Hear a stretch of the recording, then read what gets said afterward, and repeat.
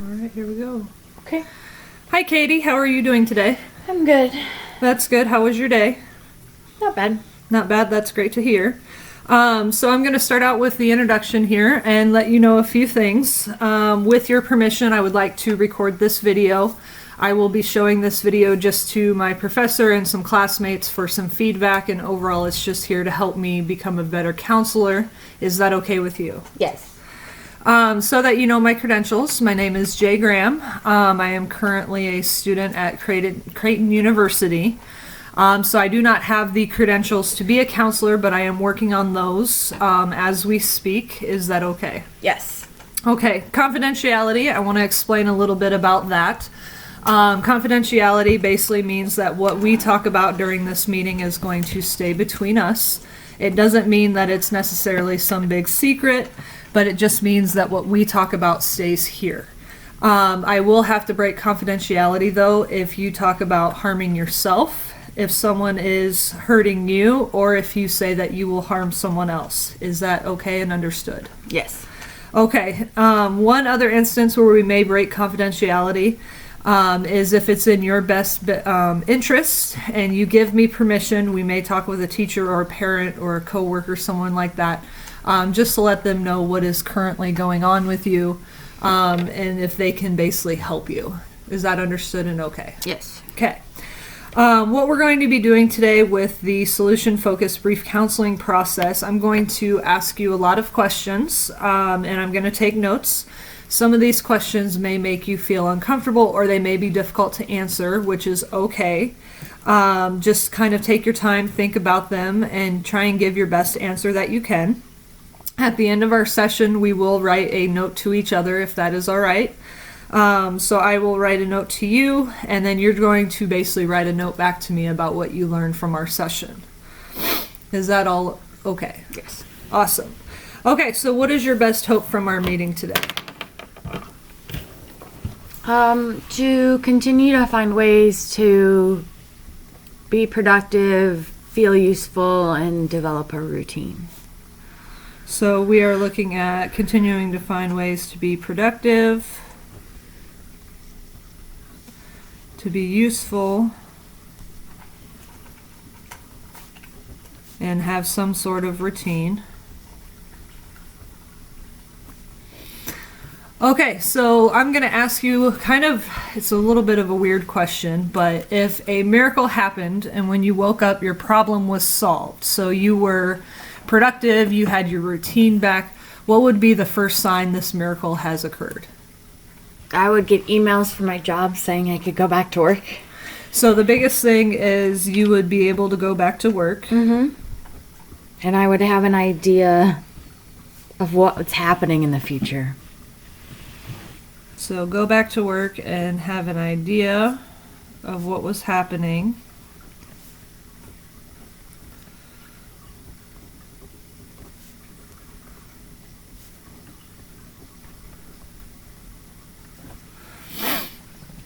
What would you be doing differently?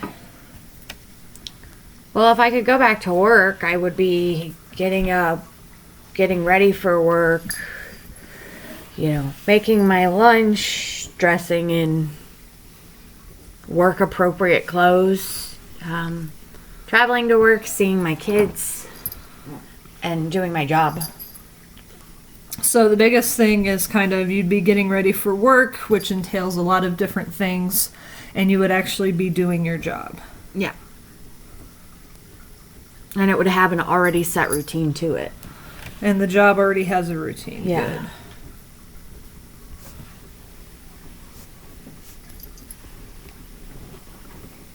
Good. Okay, so who would notice the change in you? I think would be most noticeable would be my partner, and then my assistant at work, my kids, my boss.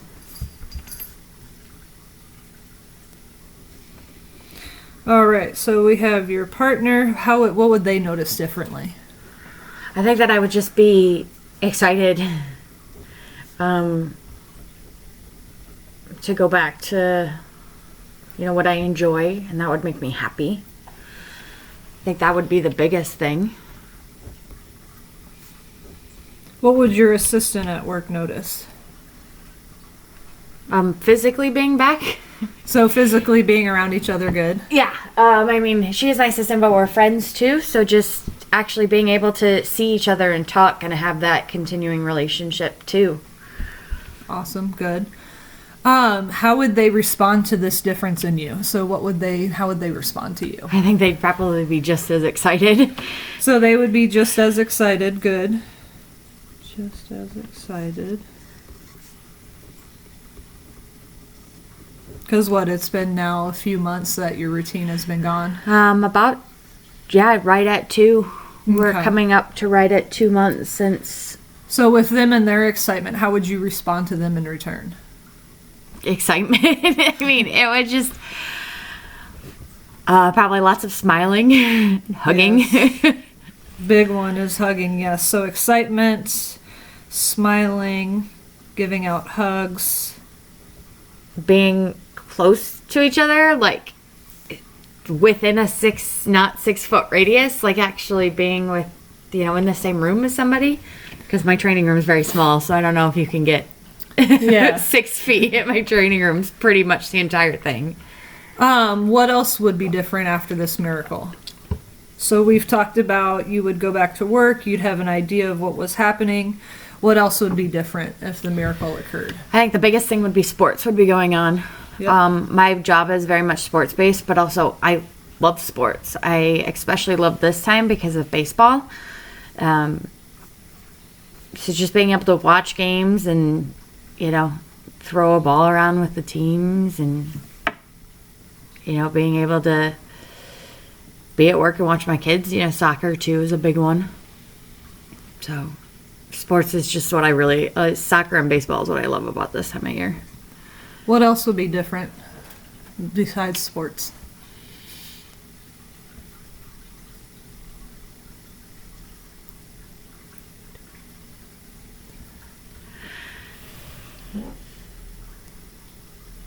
Would anything be different at home? I mean, I think I'd be happier and, things would just be, I feel like, more normal. More normal? So kind of having that normalcy back? Yeah. And, actually having an idea of what's going to happen day to day rather than just wondering. Very good. All right, so let's talk a little bit about some instances of success. So tell me when this miracle has already happened, even just a little bit for you. Well, since our last talk, I realized that what we talked about was great, but I needed to increase and do something different. So I found a job. Oh, awesome. Yeah. So you found a job where at? I'm working nights at Lowe's. I'm fulfilling internet orders.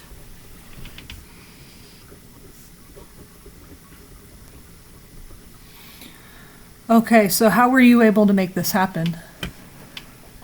I just recognized the fact that I really missed getting out and doing something, and I really think that was starting to wear on me. So I, looked online and I found this place, and I like the idea of nights because it's a little bit more laid back and stress, and probably not too much stress, and being able to go at my own pace, but it's probably healthier than in the daytime too.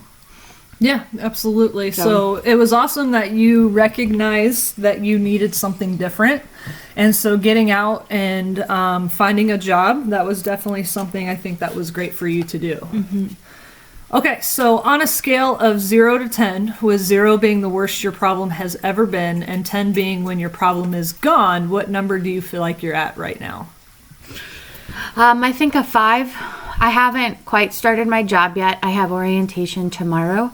So I definitely, I feel like I'm on the road to getting back. But I think there's still, it'll get better once I start the job too. And I'm actually going out and doing it. Okay, so basically you're at a 5 and kind of you're at this midway point because you haven't quite started the job. You have orientation, and so that's going to lead into you actually going to work. That'll probably be something that will help you move up on the scale. So how did you get to a 5 today? Because I believe last time we were at a 4. Yeah, I have been doing some more stuff around the house. I've been working on some of my CEUs, which are continuing education units. And that's been really good because it's been engaging my brain in my actual job field. And so I've been able to make notes about things that I think will help with my job when I get to go back to it. So it's been nice, but also we have to have a certain amount every 2 years. And so I just actually completing each course and ticking off the numbers has made me feel better and kind of more productive. Like I'm actually accomplishing something.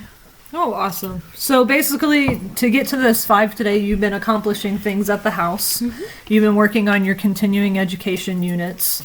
And so that's also helped lead into being at a 5, and then kind of you're already doing some things that are going to help you go move up the scale. So when you are one number higher, so when we move up to that 6, what will you be doing different that you are not doing now? I think I will actually be working. And I think just the act of working is going to kind of create its own routine. Because I have to be there on time, which means I have to leave at a certain time, which means I have to get ready at a certain time. And I think I like that structure. And so just moving on and doing that type of thing will automatically make me. So basically adding in this job, it's going to come, like you said, with routine, and then it's also going to help you feel more productive because you're getting out of the house, you're doing something. And I'll be seeing other people, having, that human contact. Okay, so basically the biggest thing when we flag the minefield, what will you do if, say, coronavirus gets in the way of this goal? What are some things that you can do to continue being productive and have a routine if the coronavirus impacts, say, your job? Well, I've already, continuing on the CEUs is definitely something I'm going to do. I also have a couple of things that I need to do to prepare for the fall, for actually hopefully going back to work. But I've kind of put those off just because we're still so far away from the fall. So I have some things that could be done that I think will help keep my focus on, again, eventually returning to normal and the end goal. And again, just finding things that I find fun around the house. Maybe playing a game or doing a puzzle or baking. Just kind of, going back to the list that we did in our last session about, finding something to do when I don't know what to do. Yeah, absolutely. So it sounds like you have a good plan in place if the coronavirus kind of gets in the way of your goal. So you talked about your CEUs, so continuing your education, you're planning things for the fall. And you have other activities around the house that you enjoy, like baking, playing a game, doing puzzles, things like that. All right, so to kind of get close to the end of our session here, is there anything else I need to know to help you? I don't think so. Don't think so? Okay. All right, so now we are at the point where I'm going to write a message to you. So if you don't mind, I'm going to ask that you write a message back to me. This is where you can basically just talk about what you learned today from our session. And we'll go ahead and we'll do that. There's pens over there. There you go.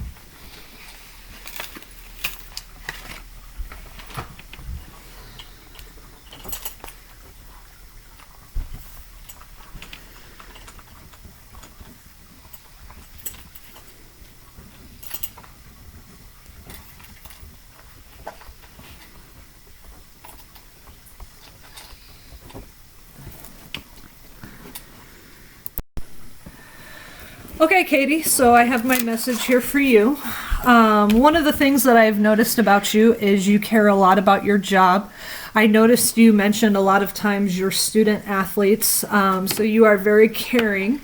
I've also noticed that throughout this pandemic, you have been very hopeful at the chance to return back to some sort of normalcy. And I've also realized how hardworking you are with trying to continue education at home, trying to find a job, just to kind of get back to having that routine and have some sort of normalcy and being productive in your life. So because of your commitment to finding a routine and being productive, I suggest that to move up on the scale, you continue doing the things that you are doing to get to a 6. So continue with your things at home, and continue working on getting that job and getting that started. And I think things will start to improve for you. All right, would you like to go ahead with your message?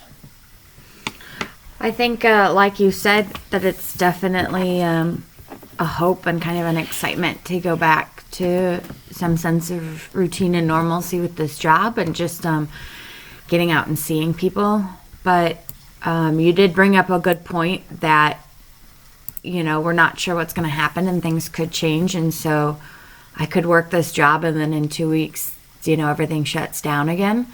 And so also kind of being prepared for that and mindful of that, like enjoying my job, but also remembering to like make a plan B or like things to still do at home if this changes, and just being mindful that, it's an ever changing situation. And so being prepared.